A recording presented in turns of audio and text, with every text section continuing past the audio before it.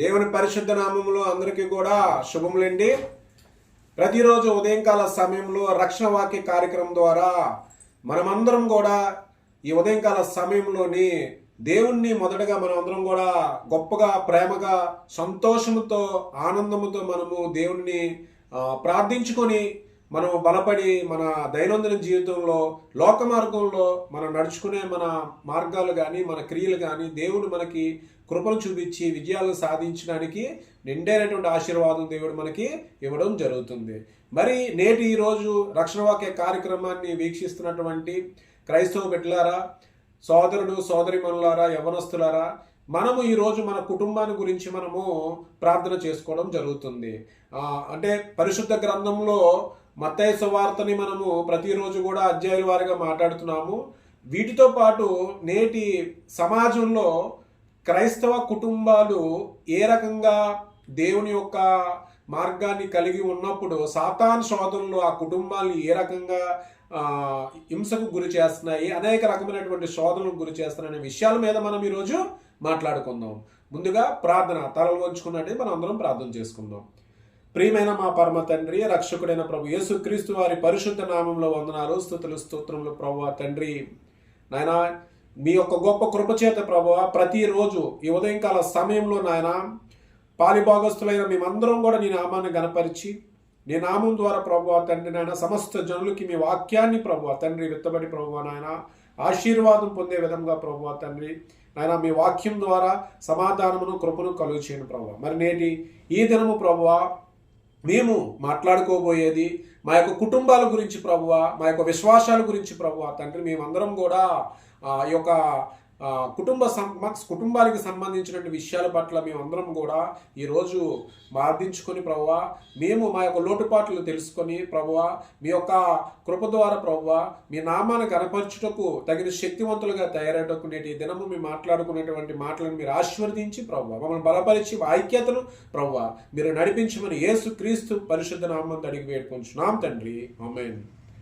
ప్రియమైన క్రైస్తవ బిడ్డలారా, మరి గడిచిన కాలంలో విశ్వాసులు జాగ్రత్త అని మనము ఒక ఎపిసోడ్ మనం చేయడం జరిగింది. అందులో మనము ఒక విశ్వాసి ఒక రక్షకుడుగా ఎలా కన్వర్ట్ అవుతాడు, విశ్వాసి రక్షకుడుగా కన్వర్ట్ అయిన తర్వాత లోక మార్గాన్ని అనుసరించి మళ్ళీ మానవుని యొక్క జీవితంలోకి ఏ రకంగా సాతాను నడిపిస్తుందనే చాలా విషయాల్ని మనము మొదటి ఎపిసోడ్లో మాట్లాడుకున్నాం. ఈరోజు మన రెండో ఎపిసోడ్లో మనం మాట్లాడుకుంటుంది ముఖ్యంగా క్రైస్తవ కుటుంబాల గురించి. మన యొక్క క్రైస్తవ కుటుంబాలు ఏ రకంగా సమాజంలో ప్రభావితం అవుతున్నాయి, లేదు ఏ రకంగా సమాజ ప్రభావం క్రైస్తవుల మీద పడుతుంది, క్రైస్తవ కుటుంబాల మీద పడుతుంది అనే ఒక గొప్ప విషయాన్ని మనం ఈరోజు మనం చూసుకున్నట్టయితే, అసలు ముందుగా మనము ప్రతి ఒక్కరము కూడా నా జీవితంలో క్రైస్తవుడుగా నువ్వు రక్షణ పొందిన తర్వాత, నీ కుటుంబం రక్షణ పొందిన తర్వాత దేవుని యొక్క వాక్కు బట్టి కానీ ప్రార్థన ద్వారా కానీ నీ కుటుంబంలో నిత్యము కూడా ప్రార్థనలు జరుగుతున్నాయా లేదా, లేదు పరిశుద్ధ గ్రంథాన్ని మనము అవలంబిస్తున్నామా లేదా, లేదు మనము నిత్యము దేవుని ఆజ్ఞల ప్రకారము ఆయన చూపిన మార్గాన్ని మనం నడుచుకుంటున్నావా లేదా అనేది ముందుగా ఒక విశ్వాసిగా ఒక కుటుంబ సభ్యుడిగా మనము మన కుటుంబాన్ని మొట్టమొదటిగా నడిపించుకోవాలనే విషయం మనం అందరూ తెలుసుకోవాలి. లేకపోతే కుటుంబ వ్యవస్థలో సాతాను ప్రదర్శించేటువంటి అనేకమైనటువంటి శోధనలు చాలా ఎక్కువగా ఉంటాయి. అందులో ముఖ్యంగా మనం చూసుకున్నట్టయితే ముందుగా కుటుంబం దేవునిపై భారం కలిగి ఉందా అంటే, మన క్రైస్తవ్యంలో నువ్వు ఒక క్రైస్తవుడుగా ప్రభువు మార్గాన్ని లేదు ప్రభువును పోలి ఉండి మన జీవితాన్ని మనము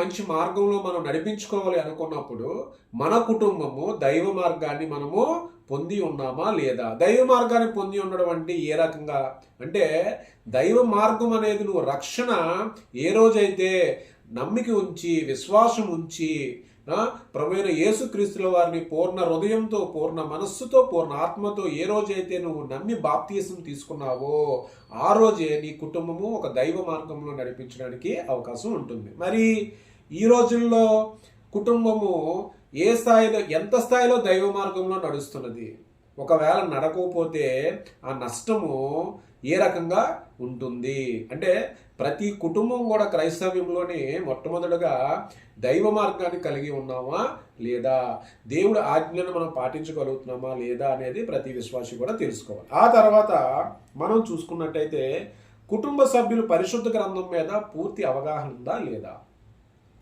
ఇక్కడ మనం గమనిస్తే నేటి సమాజంలో ప్రభువైన యేసుక్రీస్తుల వారు మనకి ఇచ్చినటువంటి అంటే మనకు దేవుడు ఎలా కనబడతాడు, మనం చూసుకుంటే దేవుడు మనకు ప్రత్యక్షంగా ఏమైనా కనబడతాడా? ఏ క్రైస్తవుడికైనా, ఏ దైవజనుడికైనా, ఏ విశ్వాసికైనా దేవుడు ప్రత్యక్షంగా కనబడతాడా? కనబడతాడు. ఎప్పుడు? మన దైనందిన మన ఆధ్యాత్మిక జీవితంలో మనం రక్షణలో బలపడి మనము ఆయన స్వరాన్ని వినడానికి కానీ ఆయన రూపానికి కానీ అర్హులమైనప్పుడు మనకు కనబడతారు. లేని పక్షంలో మనము ఆయన స్వరూపాన్ని కానీ ఆయన స్వరాన్ని కానీ తెలుసుకోవడానికి ఆయన మనకి ఇచ్చినటువంటి అద్భుతమైనటువంటి గ్రంథము పరిశుద్ధ గ్రంథం. మరి కుటుంబాల్లో పరిశుద్ధ గ్రంథం మీద పరిపూర్ణమైనటువంటి అవగాహన కలిగి లేకుండా మనం క్రైస్తత్వంలో ఉండి క్రైస్తవుడుగా ఒక పరిశుద్ధ గ్రంథంలో ఏ ఒక్క సమాజంలో ఏ ఒక్క వ్యక్తి కూడా నిన్ను ప్రశ్నించినప్పుడు, సమాజంలో పరిశుద్ధ గ్రంథానికి సంబంధించిన ఏదైనా ఒక విషయం అడిగినప్పుడు, క్రీస్తు మార్గాన్ని నువ్వు పాటిస్తున్నావు కదా అబ్బాయి, నువ్వు క్రీస్తు మార్గాన్ని పాటించినప్పుడు నువ్వు ఏం నేర్చుకుంటున్నావు అని అడిగినప్పుడు మన దగ్గర సమాధానం ఉండాలి అని అంటే నిజంగా నీ జీవితంలో నా జీవితంలో పరిశుద్ధ గ్రంథం యొక్క విలువ మనకు తెలియాలి. పరిశుద్ధ గ్రంథంలో పొందపరచబడినటువంటి అనేకమైనటువంటి నిగూఢమైనటువంటి విషయాలు, చారిత్రాత్మకమైనటువంటి విషయాలు, ధర్మశాస్త్రమైన గ్రంథాల విషయాలు, మనకి ఏర్పరచబడినటువంటి పరిశుద్ధ గ్రంథంలో ఏర్పరిచిన పాత నిబంధనలోని విషయాలు, క్రొత్త నిబంధనలో విషయాలు, వాటి యొక్క భావాలు, వాటి యొక్క సందర్భాలు, ప్రభువైన యేసుక్రీస్తుల వారు మనకి ఏ రకంగా మార్గాన్ని ఆయన నడిపించారు, ఏ రకంగా మనకు ఆయన అనేకమైన విషయాలు ఎలా తెలియజేశారు అనే ఒక పరిశుద్ధ గ్రంథం మీద కానీ మన కుటుంబానికి పూర్తి అవగాహన లేకపోతే మన కుటుంబము శోధనలోకి వెళ్ళేటువంటి అవకాశాలు చాలా ఎక్కువగా ఉంటాయి. కాబట్టి ప్రతి ఒక్కరు కూడా పరిశుద్ధ గ్రంథాన్ని మనం అందరం కూడా ప్రతిరోజు మనకి ఉన్న సమయంలో లేకపోయినా సమయాన్ని మనం అనుకూలం చేసుకొని పరిశుద్ధ గ్రంథం మీద ఖచ్చితంగా ప్రతి ఒక్కరు కూడా పరిశుద్ధ గ్రంథాన్ని పాటించాల్సిందే. లేని పక్షంలో మనం శోధనకి గురవుతాం. తర్వాత మనం చూసుకుంటే కుటుంబము వాక్యము ప్రార్థనా జీవితం కలిగి ఉందా అంటే వాక్యం ఏంటి, ప్రార్థనా జీవితం ఏంటి?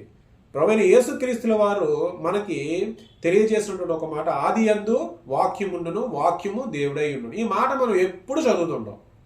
మన నిత్య జీవితంలోనే అనేక సందర్భాల్లో మన సంఘాల్లో కానీ మనకన్నా గొప్ప దైవజనులు కానీ అనేకమైనటువంటి క్రీస్తు సువార్త భారాన్ని మోస్తున్నటువంటి అనేకమైన వ్యక్తులు మనకి మాట చెప్తున్నప్పుడల్లా అసలు ఈ మాటని మనం నిజంగా వాక్యాన్ని చదువుతున్నామా? పరిశుద్ధ గ్రంథాన్ని తీసి వాక్యాన్ని చదువుతున్నామా? చదవకుండా పరిశుద్ధ గ్రంథంలో వాక్యం మీద వివరణ లేకుండా, పరిశుద్ధ గ్రంథంలో వాక్యం మీద అవగాహన లేకుండా, పరిశుద్ధ గ్రంథంలో వాక్యం మీద అది ఏ సందర్భంలో తెలియకపోతే అసలు పరిశుద్ధ గ్రంథం మీద అవగాహన నీకు ఏ విధంగా వస్తుంది? అదేవిధంగా వాక్యం మీద నీకు అవగాహన రాని పక్షంలో ఒకవేళ ప్రార్థనా అంశాన్ని నువ్వు ఏ విధంగా నేర్చుకోగలవు? కాబట్టి నేటి సమాజంలో ప్రతి క్రైస్తవుడు కూడా కుటుంబాలు బలపడాలి అని అంటే కుటుంబంలో ఉన్న ఒక నలుగురు వ్యక్తులు, అమ్మ, నాన్న, కుమారుడు, కుమార్తె, లేదు కుటుంబంలో ఉన్న ఇతరులు, క్రైస్తవ కుటుంబము గట్టిగా బలపడాలి అని అంటే ముందుగా మనం వినే ప్రసంగాల ద్వారాగానో లేదనంటే ప్రతి విషయాన్ని కూడా ఇతరుల ద్వారా బోధించినప్పుడు మీరు వినేవారుగా ఉండిపోతే మీరు ఎప్పుడు వినేవారుగానే ఉండిపోతారు. వినేవారుగా ఉండాలి, దానికి సమాధానం చెప్పేవారుగా ఉన్నప్పుడే క్రైస్తత్వంలోని ప్రతి నిజాలు మనం తెలుసుకోగలం. నేటి సమాజంలో ఏ ఒక్కరైనా సరే క్రైస్తవ నిజాలు తెలుసుకోవాలి, దేవుడు చెప్పిన ప్రతి విషయాన్ని గ్రహించాలంటే మనం మొట్టమొదటగా వెళ్ళాల్సింది పరిశుద్ధ గ్రంథం దగ్గరికి.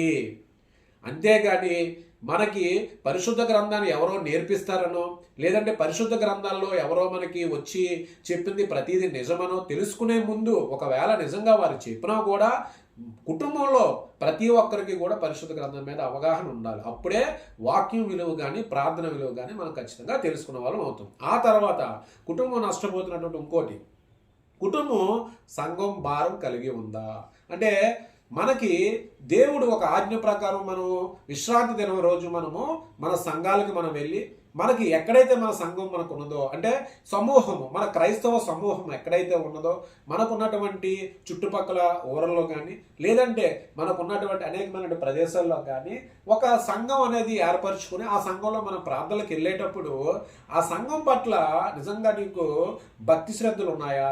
ఆ సంఘంలో ఉన్నటువంటి మనకన్నా పెద్దవాళ్ళ పట్ల మనము విధేయత కలిగి ఉన్నామా? సంఘాన్ని సంఘము ఆయన శరీరంగా భావించే మనము మన కుటుంబాలు ఆ సంఘంలో విత్తబడుతున్నాయా? ఆ సంఘంలో జరిగే కార్యక్రమాల్లో మనం పాలు పంచుకుంటున్నామా? ఆ సంఘంలో యవ్వనస్తులుగా ఉన్న మన ఇంట్లో పిల్లల్ని మనము దేవుని కొరకు, దేవుని సేవలో మనకున్న సమయాన్ని మనం ఏమైనా కేటాయించగలుగుతున్నామా? ఇలాంటి విషయాలన్నీ కూడా కుటుంబము సంఘానికి దగ్గరగా ఉన్నదా లేదనేది కూడా మనము చూసుకోవాలి. లేకపోతే కుటుంబంలో ఉన్నటువంటి సోదరులు అనేవి ఒక స్థాయిలో మనకి పెరిగే అవకాశాలు ఎక్కువగా ఉంటాయి. ఆ తర్వాత మనం చూసుకుంటే కుటుంబం ఎటువంటి పరిచయాలు, సంబంధాలు కలిగి ఉన్నాయి. క్రైస్తవ కుటుంబం పరిచయాలు, సంబంధాలకి మనం ఏ రకంగా ఉన్నాం అంటే మన కుటుంబంలో మన పిల్లలు ఏ రకమైనటువంటి పరిచయాలతో వారు జీవితాన్ని కొనసాగిస్తున్నారు, ఏ రకమైనటువంటి సంబంధాలను కలిగి ఉన్నారు, అదేవిధంగా కుటుంబము ఏ రకమైనటువంటి పరిచయాలతో, ఏ రకమైనటువంటి సంబంధాలతో కలిగి ఉన్నదనేది ఈ రోజుల్లో మనం ఖచ్చితంగా నేటి సమాజంలో మన పిల్లల్ని మనం చూడాలి, మనం కూడా చెక్ చేసుకోవాలి. ఎందుకనంటే సాతాను శోధనలు కుటుంబం మీద చాలా ఎక్కువగా ఉంటున్నాయి. ఇటువంటి సమయాల్లోని మనము ఎలర్ట్గా లేకపోతే మన కుటుంబాల్లో ఆ యొక్క శోధనలు కానీ, సాతాను క్రియలు కానీ మన పిల్లల మీద కానీ లేదా మన కుటుంబ సభ్యుల మీద కానీ ఎక్కువగా వాటిని నడిపించే అవకాశం ఎక్కువగా ఉంటుంది. కాబట్టి మనం మన జీవితంలో మన కుటుంబంలో ఉన్నటువంటి పరిచయాలు కానీ, మన సంబంధాలు కానీ నిత్యము మనము చాలా జాగ్రత్తగా మనం చూసుకోవాలి. లేని పక్షంలో మనము సాతానికి దానికి తావిచ్చిన వాళ్ళము మనం అవుతాం. ఆ తర్వాత మనం చూస్తే కుటుంబం దేవుని సువార్త అర్థం చేసుకోగలుగుతుందా? ఇప్పుడు ప్రతి క్రైస్తవుడు కూడా అంటే సమాజంలో క్రైస్తత్వంలోని మనకి మార్గాలు చాలా ఉన్నాయి. అంటే ఒక సువార్త ఒక సంఘంలో జరుగుతుంది, ఒక సువార్త బహిరంగ ప్రదేశాల్లో జరుగుతాయి, ఒక సువార్త ఒక కుటుంబంలో జరుగుతుంది, ఒక సువార్త ఒక గృహంలో జరుగుతుంది. అయినప్పటికీ కూడా ఇక్కడ మనకి ఏంటంటే సువార్త ఎక్కడ జరిగినా సువార్తని ఆ కుటుంబం అర్థం చేసుకునే శక్తి ఆ కుటుంబానికి ఉంటుందా లేదా? ఒకవేళ ఆ సువార్తని ఆ కుటుంబం కానీ అర్థం చేసుకోలేని పక్షంలో దాన్ని ఏ రకంగా మనం తెలుసుకోవాలి అని మీ సంఘాలలో కానీ మన యొక్క పరిసర ప్రాంతాల్లో ఉన్నటువంటి అనుభవజ్ఞానమైనటువంటి దైవజనులు ఎంతోమంది ఉంటారు. వాళ్ళ దగ్గరికి వెళ్ళి మనం ఏమైనా అడుగుతున్నామా, తెలుసుకోగలుగుతున్నామా, దాని మీద ప్రత్యేకమైనటువంటి విషయాలు ఏమేమి ఉన్నాయి, సువార్తకు సంబంధించినటువంటి ప్రభువు యేసుక్రీస్తు గారు తెలిపినటువంటి పరిశుద్ధ గ్రంథంలో ఎన్ని విషయాలు ఏ రకంగా తెలియబరచాయని మనం ఎప్పుడైనా అడుగుతున్నామా? ఒకవేళ తెలుసుకోకపోతే మనం తెలుసుకోవాలి. తెలుసుకోలేకపోతే ఈ రోజుల్లో జరుగుతున్నటువంటి బోధ ఇక మీకు చెప్పవసరం లే. అంటే మన నోటికి ఏదొస్తే ఇంకా అదే బోధ కింద జరుగుతుంది. దాన్ని మనం నమ్మాల్సిన పరిస్థితి వస్తుంది.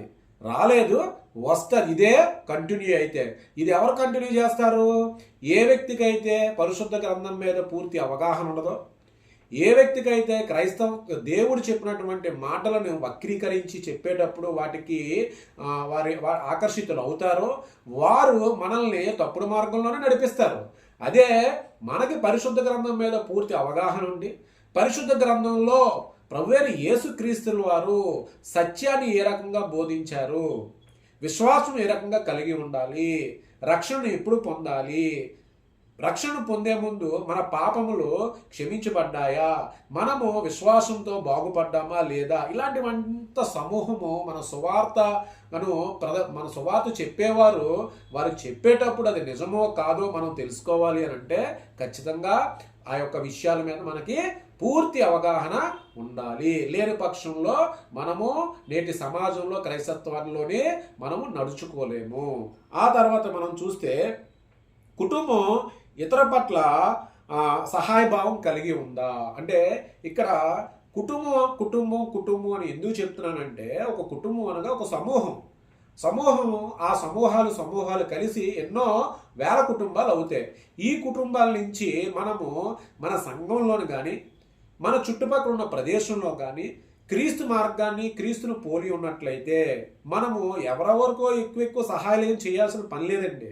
మన పక్కనున్న వారికి కానీ, ఒకవేళ మనము మన సంఘంలో మనకి నియర్గా ఉన్న మన సంఘంలో ఉన్నటువంటి పేద వర్గంలో ఉన్నటువంటి పిల్లలకు కానీ, విద్యార్థులు చాలామంది పేద విద్యార్థులు చాలామంది చదువుకోవడం జరుగుతున్న వాళ్ళకి కానీ, వృద్ధాప్యంలో ఉన్నటువంటి వారికి కానీ వారి మీద మనము సహాయభావం కలిగి ఉన్నామా? ఒకవేళ నిజంగా అటువంటి సహాయభావం కలిగి ఉండి చేసేవారు ఉంటే, చేసేవారిని చూసి మిగతా వాళ్ళు కూడా ఇన్స్పిరేషన్ అయ్యి ఆ యొక్క సహాయభావాన్ని మీకు దగ్గరలో ఉన్నటువంటి సంఘాలకి ప్రోత్సహించండి. మీ చుట్టుపక్కల ఉన్నటువంటి మీ ఇంటి పక్కనో, లేదు మీ ఊర్లోనో, లేదు మీ గ్రామంలో ఉన్నవారికి సహాయం చేయండి. ఆ తర్వాత మీ దగ్గర నిజంగా దేవుని కృప చేత మీరు ఫలింపబడి మీకు అనేక రకాలుగా మీకు ధనము సమకూర్చినప్పుడు ఖచ్చితంగా మీరు పెద్ద పెద్ద సహాయాలు సంఘానికి చేయండి. సహాయం అయితే ఖచ్చితంగా కలిగి ఉండాలి. క్రైస్తవ కుటుంబంలోని ప్రతి క్రైస్తవుడు కూడా ఆ సహాయాన్ని మనం ఏ రకంగా అయితే ఇస్తామో దానికి నూరంతలుగా మనకి ప్రతిఫలం దేవుడు ఇస్తారని మనకు చెప్పడం జరిగింది. ఆ తర్వాత మనం చూస్తే కుటుంబం శోధనలో పడిపోవట. ఎప్పుడైతే దైవ మార్గాన్ని కలిగి లేకుండా, పరిశుద్ధ గ్రంథం మీద పూర్తి అవగాహన లేకుండా, కుటుంబ ప్రార్థనలో కానీ కుటుంబము వాక్యంతో కట్టబడకుండా లోక మార్గాన్ని అనుసరించి క్రైస్తవుడుగా కొంతకాలము, ఆ తర్వాత మళ్ళీ లోక మార్గాన్ని అనుసరించి మానవుడుగా కొంతకాలము, ఈ రకమైనటువంటి అనేకమైన ప్రదేశాల్లో లోకరీతిలో మన ఇష్టానుసారంగా మనం నడిచినంత కాలము కూడా మనకి శోధనలు తప్పవు. కుటుంబం చిన్న భిన్నం అవుతుంది. కుటుంబంలో సఖ్యత ఉండదు, కుటుంబంలో ఐక్యత ఉండదు, కుటుంబంలోని నిత్యము కూడా రోదన ఉంటుంది. గల కారణము శోధనలు సాతాను ప్రేరేపించడం జరుగుతాయి. ఎందుకనంటే మనం ఏ రోజైతే పరిపూర్ణంగా దేవుని మార్గాన్ని మనము నడుచుకోకుండా లోక మార్గంలోని సాతానికి తలొంగి ఎప్పుడైతే ఆ దారిలో మనం నడుస్తుంటామో ఏ మనిషిని ఇబ్బంది పడాల్సిందే. ఉదాహరణకు మానవుడికి జీవితంలో ప్రభువైన యేసుక్రీస్తులు 2 మార్గాలు ఇచ్చారు. ఒకటి లోక మార్గము, ఒకటి దైవ మార్గము. ఎప్పుడైతే నువ్వు ఈ లోక మార్గాన్ని వదిలి ఈ దైవ మార్గంలోకి నువ్వు రావాలి అనుకున్నప్పుడు పూర్ణ హృదయంతో, పూర్ణ ఆత్మతో ఇక్కడ ఉన్నవన్నీ కూడా విడిచిపెట్టి నువ్వు దైవ మార్గాన్ని వచ్చి దేవుడు తెలియజేసిన ప్రతి అంశాన్ని నువ్వు ఏ రోజైతే క్లుప్తంగా తెలుసుకొని నువ్వు దైవ మార్గాన్ని నువ్వు నడిపిస్తావో దేవుడు ఆ రోజు ఖచ్చితంగా నిన్ను దర్శించడము, ఆయన స్వరము వినడము, లేదు ఆయన ప్రేరణ ద్వారా నువ్వు గొప్ప అద్భుతాలు చేసే అవకాశం ఖచ్చితంగా దేవుడు ఇస్తాడు.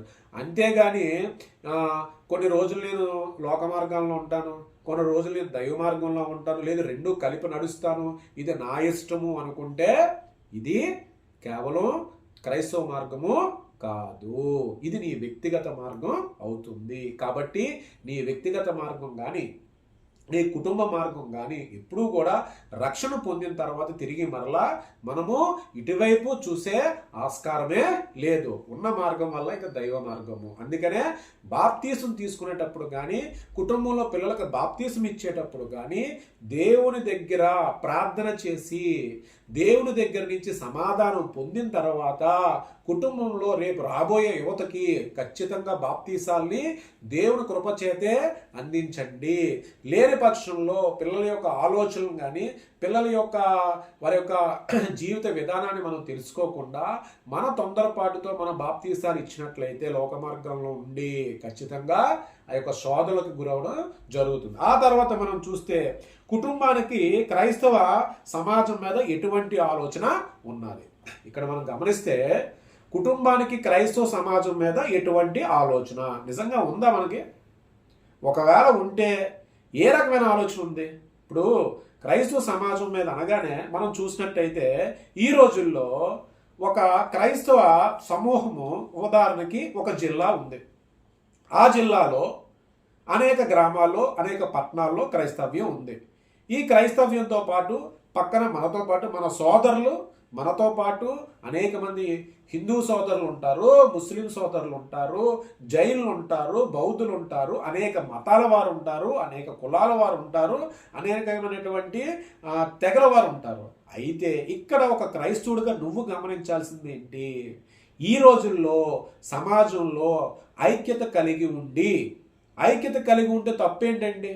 ఇప్పుడు క్రైస్తవుడు ఉన్నాడు, క్రైస్తవుడితో పాటు హిందూ సోదరుడు ఉన్నాడు, హిందూ సోదరుడితో పాటు ముస్లిం సోదరుడు ఉన్నాడు. ఉంటే తప్పేంటి? తప్పేం లేదే. దేవుడు ఎక్కడో కూడా ఇది తప్పని చెప్పలేదే. నీ మార్గాన్ని నువ్వు చెయ్యు. హైందుడు మార్గాన హైందుడు చేస్తాడు, ముస్లిం మార్గంలో ముస్లిం వ్యక్తి నడుస్తాడు. కలిసి అందరము కూడా ఎవరు వారి యొక్క దేవుళ్ళని మనము ఆరాధించినట్లయితే సమాజం మీద అటువంటి స్పృహ నేటి క్రైస్తత్వం కోల్పోకూడదు. క్రైస్తత్వం వేరు. ఒక బైబిలు వ్యతిరేకమైన అనేకమైనటువంటి విషయాలు, పనికి మాలిన డిస్కషన్లు మనకు యూట్యూబ్లోని మన యొక్క విశ్వాసాన్ని నాశనం చేస్తున్నాయి, మన యొక్క కుటుంబ ప్రార్థనలను నాశనం చేస్తున్నాయి, మన వ్యక్తిగత జీవితంలో మన సమయాన్ని కూడా లాస్ చేస్తున్నాయి. కేవలం సమాజంలో విశ్వాసి పదును పట్టి ప్రతి మాటని కూడా ఖండించకే. ఎందుకనంటే అసలు క్రైస్తవులు, హిందువులు, ముస్లిములు సోదరభావమే ఉంటుంది. ఎందుకనంటే మనము అందరం కూడా మొట్టమొదటి నుంచి కూడా సోదరభావంతోనే ఉన్నాం. అయితే ఈ సోదరభావంలో ఎవరు వారికి నచ్చినటువంటి స్వేచ్ఛను బట్టి వారికి నచ్చినటువంటి మతాన్ని స్వీకరించి వారు ఆయుష్కాలం అంతా కూడా ఆ మతానికి కట్టుబడి నడుచుకుని వెళ్తారు. వీళ్ళ మధ్యన మనం ఎన్ని చూస్తున్నామండి 3 సంవత్సరాల నుంచి. 1 కాదు, 2 కాదు, 3 కాదు. అంటే వినేవాడు ఉంటేనట మనకి చెప్పేవాళ్ళు వస్తూనే ఉంటారు. ఎందుకంటున్నారు? మనం వింటున్నాం కాబట్టి. విని ప్రశ్నించాలి. క్రైస్తుడు ప్రశ్న చాలామందికి సమాధానాన్ని కలుగు చేస్తుంది. క్రైస్తుడు ప్రశ్న చాలామందికి ఆలోచనను కలుగు చేస్తుంది. ఎందుకనంటే నేటి ఈ సమాజంలో మనమే కాదు, మన తర్వాత మన పిల్లలకి, యవ్వన బిడ్డలకి, యవ్వనస్తులకి, అనేక మంది లోకంలోని ప్రతి ఒక్కరికి కూడా నువ్వు ఆదర్శప్రాయంగా ఉండాలంటే మొట్టమొదట నువ్వు సోదరభావాన్ని కలిగి ఉండాలి. విమర్శకు ప్రతి విమర్శ, ఈ 4 లేకుండా ఎక్కడైనా డిబేట్ జరుగుతుందండి? 1 వాదన, 2ది విమర్శ, 3ది వ్యతిరేకత, తర్వాత కక్ష.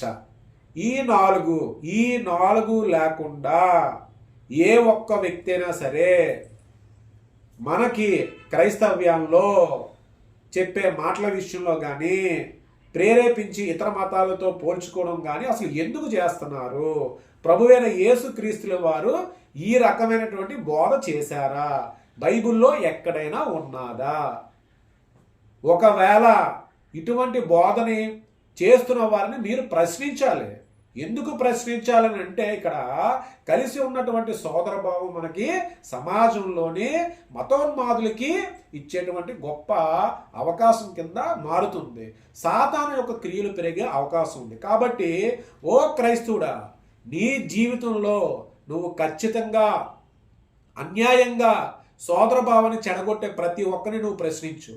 అందులో ఒక విశ్వాసం ఉండొచ్చు, లేదు ఒక దైవజనుడు ఉండొచ్చు, లేదు మరొక మతానికి సంబంధించిన వ్యక్తి ఉండొచ్చు.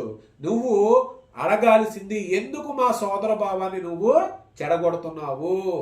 కలిసి ఉండడం నీకు ఇష్టం లేదా? మా ప్రార్థనలకు మాకున్న అవకాశాన్ని బట్టి మేము ప్రార్థించుకుంటాము, పక్క దేవుళ్ళు మేము గౌరవిస్తాము, మీరు ఎందుకు ఇటువంటివన్నీ కూడా రెచ్చగొట్టే వ్యాఖ్యలు చేస్తున్నారు అని ఏ రోజైతే ఒక క్రైస్తవుడిగా నువ్వు అడిగావో ఖచ్చితంగా ఆ రోజు సమాజం పట్ల నీకు మతాల పట్ల కానీ కులాల పట్ల కానీ అన్ని విషయాల మీద నీకు అవగాహన కలిగి ఉంటుంది. ఆ తర్వాత మనం చూస్తే కుటుంబ క్రైస్తవ వ్యతిరేక బోధనలో ఆలోచన అభిప్రాయాలు కలిగి ఉన్నాయా అంటే ఈ రోజుల్లో జరుగుతున్నటువంటి బోధ ఎలాంటి బోధ అండి? నిజంగానా అనిపిస్తుంటుంది, నిజంగా బోధ జరుగుతుందా అంటే ఏంటి బాధ? స్వస్థతలో బోధ, ఉద్యోగ సభల బోధ, లేదు అనేక ఫంక్షన్ హాల్లోని కూర్చొని బోధించడం బోధ. సరే, ఇది బోధ అయితే సమస్యలు ఎందుకు వస్తున్నాయి? మరి అంటే మాట్లాడితే సాతాను మీద తోసేస్తాము, లేదా యూట్యూబ్లో అనేకమైనటువంటి గొడవలు ఎందుకు వస్తున్నాయి? అనేకమైనటువంటి మాటలు ఎందుకు పెరుగుతున్నాయి? ఒక వర్గం వచ్చి ఇంకో వర్గంతో మాట్లాడడం, ఇంకో వర్గం వచ్చి ఇంకో వర్గంతో మాట్లాడడం, అసలు ఇదంతా ఎక్కడికి పోతుందని 25 సంవత్సరాల నుంచి కూడా ఎంతో మంది దైవజనులు, ఎంతో మంది విశ్వాసులు ఎన్నో రకాలుగా దీని మీద ఎవరూ కూడా ప్రత్యేకంగా ఇలా చేయలేదండి. ఇది ఎందుకు కేవలం ఇలా జరుగుతుందని అంటే ప్రశ్నించకే, అంటే తెలుసుకోకే, పరిశుద్ధ గ్రంథం విలువ తెలుసుకోకే, ఒక భగవద్గీత విలువ తెలుసుకోకే, ఒక ఖురాన్ విలువ తెలుసుకోకే ఈ రకమైనటువంటి సమస్యలు. ఇవి తెలియని వ్యక్తి వచ్చి ఇంకొక తెలియని వ్యక్తితో మాట్లాడుకునేటప్పుడు జరిగేటువంటి ఈ యొక్క వాదన, ఈ యొక్క విమర్శ, ఈ యొక్క వ్యతిరేకత, ఈ యొక్క కక్ష, ఈ 4 కోణాల్లో గడిచిన కొన్ని సంవత్సరాల నుంచి కూడా క్రైస్తవ కుటుంబాలే కానీ, హైందవ కుటుంబాలే కానీ, ముస్లిం సోదరులే కానీ ప్రతి ఒక్కరూ దీని మీద ప్రశ్నించాల్సిందే. ఏ రోజైతే మనం ప్రశ్నిస్తామో ఆ రోజు ఖచ్చితమైనటువంటి సోదరభావాన్ని మనము, నిజమైన సోదరభావాన్ని మనము కలిగి ఉంటాము. మరి ఈ రకమైన సోదరభావాన్ని మనం కలిగి ఉండాలంటే ముందుగా మనం ఐక్యతగా ఉండాలి.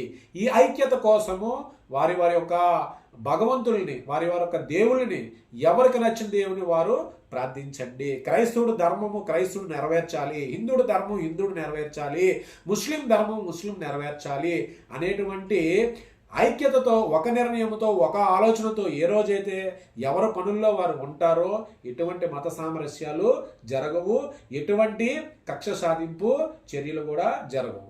మరి సమాజం పట్ల, క్రైస్తవ్యం పట్ల కానీ మనకు అవగాహన రావాలి అంటే ఖచ్చితంగా తెలుసుకోవాల్సిందే. మరి చివరగా సమాజం క్రీస్తు కుటుంబాల మీద ద్వేషాలను గమనిస్తున్నామా అంటే సమాజంలోని ఒక క్రూషియాలిటీ పార్ట్ అనేది ఈ రోజు ఉన్నదే కాదండి, ఇది ఎప్పటి నుంచో ఉన్నది. కొన్ని వేల సంవత్సరాల నుంచి కూడా క్రూషియల్ పార్ట్ అనేది నడుస్తూనే ఉన్నది. అంటే ఒక మంచివాడు చనిపోతున్నాడు, ఒక చెడ్డవాడు చనిపోతున్నాడు, ఒక అమాయకుడు చనిపోతున్నాడు, ఒక నీతిమంతుడు చనిపోతున్నాడు. అంటే కేవలం దాని అర్థం ఏంటి అని అంటే వారికి సమాజం కొన్ని విషయాల పట్ల వారు అత్యంతమైనటువంటి క్రూరమైన ఆలోచనలో, అంటే పాశవికమైనటువంటి చర్యలు చేయాలనో, క్రూరమైన చర్యలు చేయాలని కటిక ఆవేశంలో చాలామంది కూడా క్రైస్తవుల మీద కానీ అనేకమైనటువంటి విషయాల్లోని వారి మీద అటాక్స్ చేస్తున్నారు. అంటే ఇది ఎప్పుడు కూడా మంచి పద్ధతి కాదండి. దీనికి ఉన్నది కేవలం ఒకటి శాంతిని కలిగి ఉండడం. ఒక కాలంలో దైవజనులు పెద్దవాళ్ళు చెప్పేటప్పుడు ఇది మాట ఖచ్చితంగా చెప్పేవారు, శాంతి కలిగి ఉండాలి, ప్రతి క్రైస్తవుడు శాంతి కలిగి ఉండాలి, ప్రతి హిందువు శాంతి కలిగి ఉండాలి, ప్రతి ముస్లిము శాంతి కలిగి ఉండాలనే మాటలు ఈ రోజుల్లో ఎక్కడ నెరవేరుతున్నాయి? అది లేకే కేవలం కక్షపూరితమైనటువంటి అటాక్స్ చేయడము, కక్షపూరితమైనటువంటి అనేకమైనటువంటి విషయాల పట్ల వారికి నచ్చినట్టు వారు నడుచుకోవడం జరుగుతుంది. మరి ప్రియమైన క్రైస్తవుడా, మరి ఈరోజు మనం మాట్లాడుకున్నటువంటి ఒక 10 మాటలు ఖచ్చితంగా క్రైస్తవ జీవితానికి, క్రైస్తవ కుటుంబానికి, అదేవిధంగా సమాజం పట్ల కానీ, సమాజంలో జరుగుతున్నటువంటి అనేక విషయాల పట్ల కానీ నీకు పూర్తి అవగాహన రావాలి అని అంటే ఖచ్చితంగా మనము క్రైస్తవుడిగా మన దైవ మార్గాన్ని మనం నెరవేర్తించాలి అని అంటే, క్రైస్తవుడిగా ప్రభువైన యేసుక్రీస్తుల వారు చూపించినటువంటి మార్గాన్ని మనం చేరుకోవాలనంటే, ఆయన నియమాలను, ఆయన ఆజ్ఞలను మనం పాటించాలంటే మనం తెలుసుకోవాల్సిన సమగ్ర సంపూర్ణమైనటువంటి పరిశుద్ధ గ్రంథం ద్వారా సమస్తాన్ని మనం తెలుసుకొని మనం ముందు మన కుటుంబాన్ని, మన కుటుంబంలో ఉన్నటువంటి మన బిడ్డలను మనం సరి చేసుకున్న తర్వాత, ఆ తర్వాత సంఘం, ఆ తర్వాత సమాజం, ఆ తర్వాత సొసైటీ, ఆ తర్వాత రాష్ట్రాలు, ఆ తర్వాత దేశాల గురించి మనము మాట్లాడుకునే శక్తి దేవుడు మనకు ఖచ్చితంగా ఇస్తాడు. కాబట్టి ప్రతి ఒక్కరూ మీ యొక్క దైనందిన జీవితంలో క్రైస్తవ సమాజం పట్ల ఏ రకమైన ఆలోచనలు కలిగి ఉన్నదని వారి యొక్క వ్యక్తిగతంగా ప్రతిరోజు ఈరోజు మనం మాట్లాడుకున్న తర్వాత ప్రతి విషయాన్ని కూడా మీరు 1-2 సార్లు గమనించుకొని కొత్త మార్పు కోసం, మన కుటుంబాల్లో మన మార్పు కోసము, సరే ఇతర విషయాల పట్ల మనకు మార్పు అవసరమా లేదా అనేది అది దేవుడి చిత్తం. కానీ వ్యక్తిగతంగా ఒక విశ్వాసిగా నీ కుటుంబం గురించి కానీ, లేదు నీ భార్య గురించి కానీ, నీ భర్త గురించి కానీ, నీ కుమారుడి గురించి కానీ, నీ కుమార్తె గురించి కానీ, నీ పక్కన ఉన్నటువంటి వ్యక్తుల గురించి కానీ నువ్వు ఖచ్చితంగా అటువంటి ఆలోచనలు జరగాలి అని అంటే, దేవుని మార్గాన్ని నువ్వు నడిపించాలనంటే ముందు మనము నడాలి. ఈ విషయాన్ని ప్రతి ఒక్కరూ కూడా ప్రార్థన ద్వారా, వాక్యం ద్వారా బలపడి దేవుడి దగ్గర మనం అడిగినట్లయితే ఖచ్చితంగా దేవుడు మనకి నడిపించి మనల్ని ఆశీర్వదించడం జరుగుతుంది. కాబట్టి ఈ యొక్క నా మాటల్లోని ఏమైనా మీకు తప్పుగా అనిపించున్నట్టయితే కామెంట్ బాక్స్లో తెలియజేయండి. వాస్తవాలు మాట్లాడుకుందాం. రాబోయే రోజులు ఇంకా చాలా ఎక్కువ వాస్తవాలు మాట్లాడుకుందాము. యథార్థమైన మాటలు మాట్లాడుకుందాము. దేవుడు చెప్పినటువంటి యథార్థమైన మాటలను డిస్కషన్ చేసే రోజులు ఉన్నాయి. కాబట్టి ఎవరూ కూడా దేనికి కూడా భయపడాల్సిన అవసరం లేదు. ఐక్యత అనేది చాలా మంచి విషయము. దీన్ని తప్పుద్రోవ పట్టించేవాడు భయపడాలి, దీన్ని పాటించేవాడు భయపడకూడదు, దీన్ని బోధించేవాడు భయపడకూడదు. కాబట్టి నా ప్రియమైనటువంటి క్రైస్తవ సోదరుడు సోదరీమణులారా, క్రైస్తవ బిడ్డలారా, యవ్వనస్తులారా, ఈ యొక్క మాటలను మీరందరూ కూడా అర్థం చేసుకొని మన క్రైస్తవ జీవితాన్ని మనం కాపాడుకోవాలి. తలలు ఉంచుకున్నట్టయితే ప్రార్థన చేద్దాం. పరిశుద్ధుడా రక్షకుడైన ప్రభు యేసుక్రీస్తు వారి పరిశుద్ధ నామమునందుగాను వందనాలు, స్తుతులు, స్తోత్రములు తండ్రి. ఈ ఉదయంకాల సమయంలో ప్రభువా తండ్రి నాయన, మీరు నా చేత మాట్లాడించినటువంటి ఈ మాటలను ప్రభువా తండ్రి, ఒకవేళ ప్రభువా నాయన ఏమైనా సరే ప్రభువా మేము తప్పు మాట్లాడుంటే ప్రభువా వాటిని సరిదిద్దుకునే అవకాశాన్ని మీకు కలుగు చేయండి ప్రభువా. నేటి సమాజంలో ప్రభువా తండ్రి నాయన ఏర్పడుతున్నటువంటి అనేకమైన శోధనలు, అనేకమైనటువంటి అపవాదులు ప్రభువా, అనేకమైన సైతాను శక్తుల్లో ప్రభువా క్రైస్తవ కుటుంబాలు, అదేవిధంగా అన్యుల కుటుంబాలు ప్రభువా తండ్రి నాయన ఎన్నో రకాలుగా ఇబ్బందులకు గురవుతున్నాయి ప్రభా. ఇటువంటి ఇబ్బందులన్నింటినీ కూడా ప్రభువా తండ్రి నాయన తీసివేయటకు ప్రభువా, మీ మార్గాన్ని అనుసరించడానికి ఏమీ అవసరం లేదు ప్రభువా. మీరు చెప్పిన మార్గంలో ప్రభువా తండ్రి నాయన సమస్త జనులను ఉద్దేశించే మీరు మాట్లాడారు కానీ ప్రభువా ఒక క్రైస్తవులను ఉద్దేశించి ఎక్కడ కూడా మీరు మాట్లాడలేదు ప్రభువా. కాబట్టి మీ యొక్క మాటలను ప్రభువా తండ్రి మేము పరిశుద్ధ గ్రంథంలో గ్రహించి ప్రభువా చెబుతున్న ప్రతి మాటను మీరు ఆశీర్వదించి దీవించి బలపరచమని యేసుక్రీస్తు వారి పరిశుద్ధ నామమున అడిగి వేడుకుంటున్నాం తండ్రి. ఆమేన్. పరలోకమున్న మా తండ్రి, ఈ నామం పరిశుద్ధపరచమను గాక, ఈ రాజ్యము వచ్చును గాక, నీ చిత్తము పరలోకమందు నెరవేరినట్టు భూమి యందు నెరవేరబడును గాక. నేడు మానుదిన ఆహారం మాకు దయచేయండి. తన అపరాధం మీరు క్షమించిన ప్రకారం తండ్రి మా అపరాధం క్షమించను. సోదరుల నుంచి, దుష్టుల నుంచి, కీడు నుంచి రక్షించను ప్రభువా తండ్రి. రాజ్యము, ఘనత, శక్తి, మహిమ నిరంతరం నీవై ఉన్నవి. ఆమేన్, ఆమేన్, ఆమేన్. అందరికీ కూడా వందనాలండి. మరి ఈరోజు ఉదయంకాల సమయంలో మనము మాట్లాడుకున్నటువంటి టాపిక్, మనము మన యొక్క కుటుంబాల్ని మనము ఏ రకంగా పటిష్టంగా దేవుని మార్గంలో నడిపించుకోవాలని అంటే మనము ప్రాథమికంగా తెలుసుకోవాల్సినటువంటి విషయాలు కొన్ని మన యొక్క దైనందిన జీవితంలో మనం ఖచ్చితంగా ప్రతి ఒక్కరూ నడుచుకోవాలని, వీటి గురించి కుటుంబాల్లో డిస్కషన్ చేయాలని మరీ కోరుకుంటున్నాం. మరి ఈరోజు ఉదయం కాలంలో మనమందరం కూడా మనము దేవుని మాటలు, దేవుడు చెప్పిన మార్గాన్ని మనము కొన్ని విషయాలు మనం డిస్కషన్ చేయడం జరిగింది. మరి మన దైనందిన జీవితంలోని మనమందరం కూడా లోక మార్గంలోకి వెళ్ళేటప్పుడు ప్రతి ఒక్కరు కూడా దేవుని నామంలోనే ఆయన చిత్తానుసారంగా జరగాలని కోరుకుంటూ మన దినాన్ని మనం ప్రారంభిద్దాం. అందరికీ కూడా వందనాలు.